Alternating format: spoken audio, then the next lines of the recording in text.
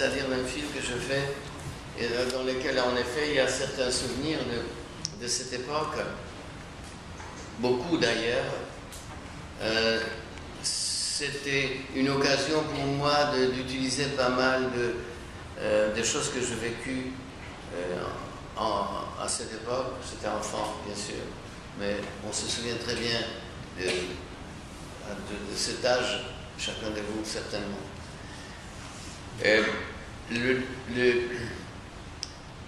L'entrée des Allemands que vous voyez dans le film, c'est exactement comme j'ai vécu avec mon père. Cette première période à Varsovie dramatique avec notre mère n'était pas très longue, mais ça durait quand même plusieurs semaines, peut-être 2 mois. Et mon père nous a retrouvés. Et c'est à ce moment-là où les Allemands sont entrés dans Varsovie. Et la scène dans les films d'entrée de troupes allemandes est exactement comme je me souviens de cette enfance. Si vous voulez d'autres souvenirs, l'idée de... Le moment où... J'espère que pas mal de vous ont vu le pianiste. Certainement. Vous vous souvenez de la scène avec l'officier allemand quand Spielmann essayait de perforer la boîte de bombe. Ça, vous savez, comme on avait faim, comme je vous ai dit, maman allait chercher de la bouffe dans les ruines.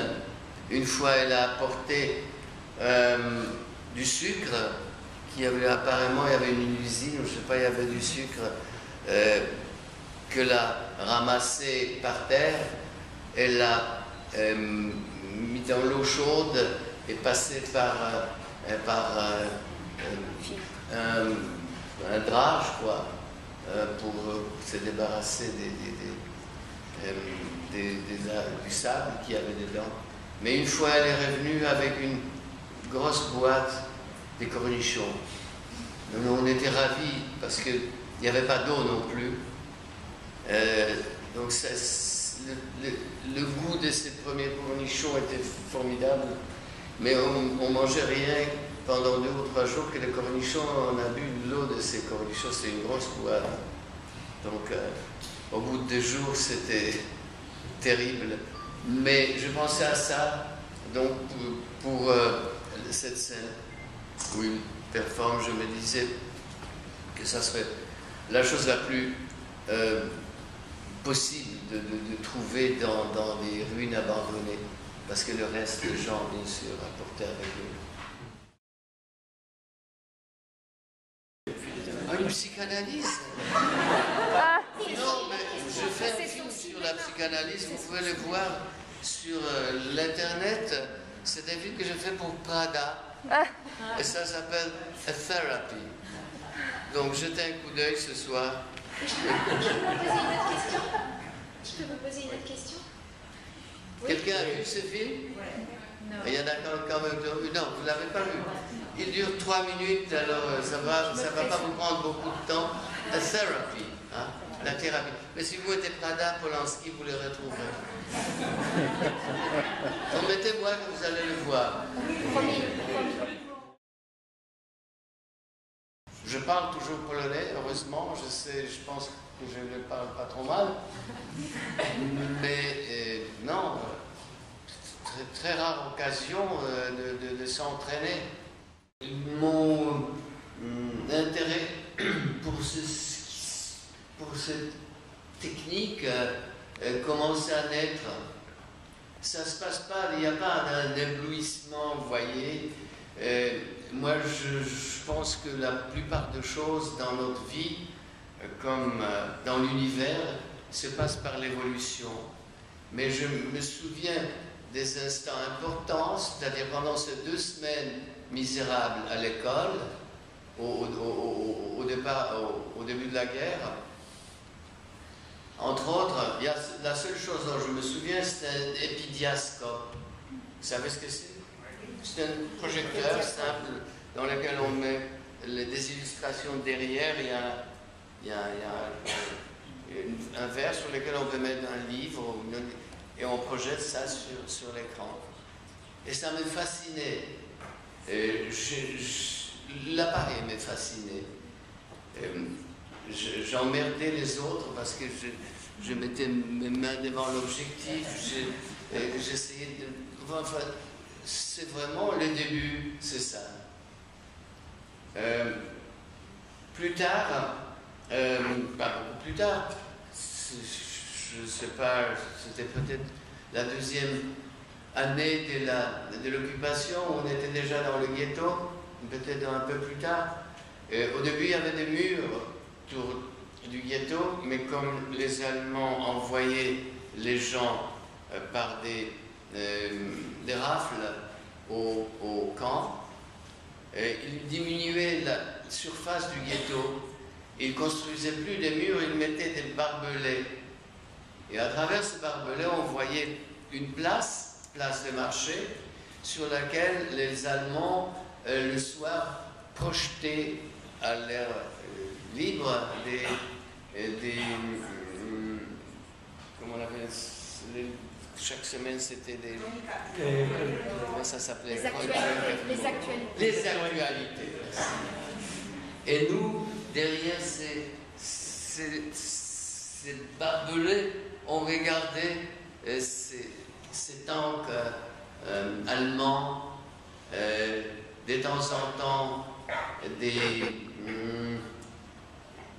des cartons qui disaient juif égale pou égale typhus, mais nous on était très, très curieux, fascinés, c'était notre cinéma du ghetto. La troisième rencontre, c'était, il y avait un garçon que j'ai connu là-bas qui avait un petit projecteur. C'était un projecteur pour les enfants sans doute, mais c'était 35 mm, pas 16 mm. Parce que les plus vieux projecteurs même joués, c'était 35 mm parce que 16 n'existait pas encore. 16 c'est beaucoup plus tard. Et il y avait des petits bouts de film, des petits rouleaux de film, chaque durait peut-être, je sais pas, 30 secondes, peut-être une minute, avec une manivelle. Et c'était enfin la sortie des ouvriers de l'usine, c'était arroseur arrosé. Et c'était j'ai supplié le garçon de projeter ça dans sa salle de bain sur une serviette, mais ça me coûtait tous mes timbres et d'autres petits trucs que j'avais. Voilà. Ces trois instants, bien sûr, ce sont les plus vieux, et étaient suivis par l'époque de Cracovie où j'allais dans les cinémas où il ne fallait pas aller, avec des graffitis sur le mur du cinéma qui disaient Wszystkie świnie siedzą w kinie. Vous pouvez traduire? Oui, ce sont que des cochons qui restent au cinéma. Non, que de porcs qui vont dans les salles.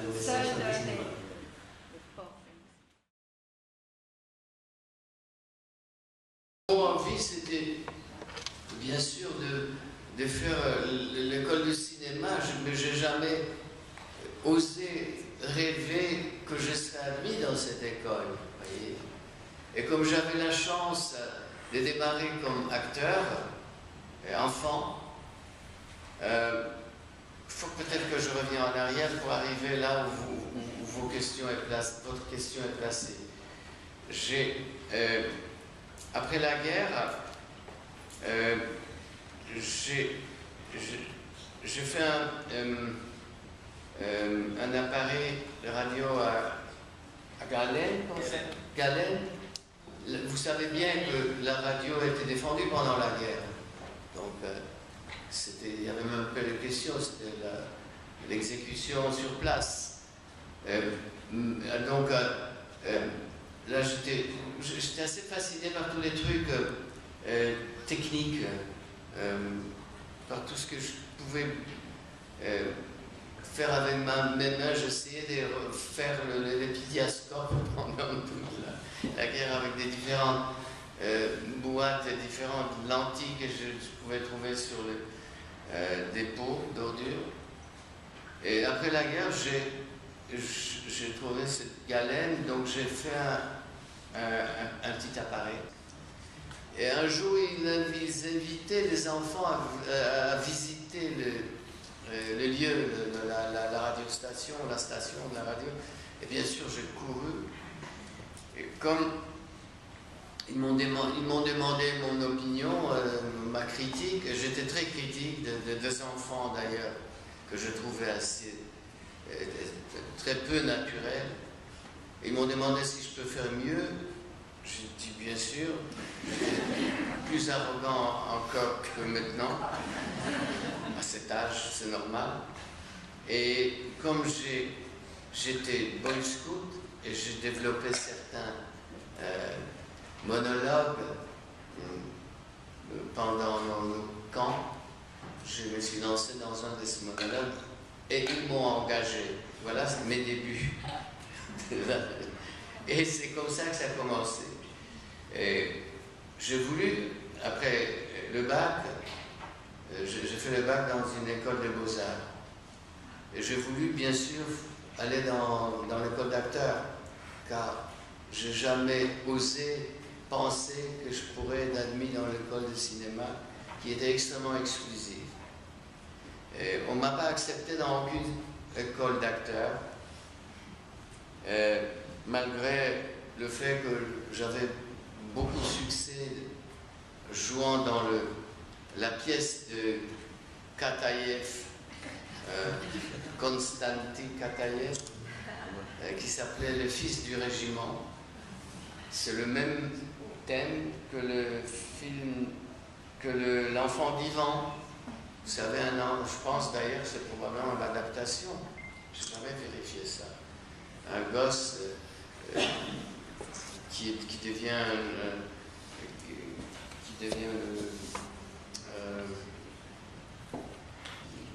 gardé par les régiments. Comment ça s'appelle? La mascotte. La mascotte. Oui. Donc, le théâtre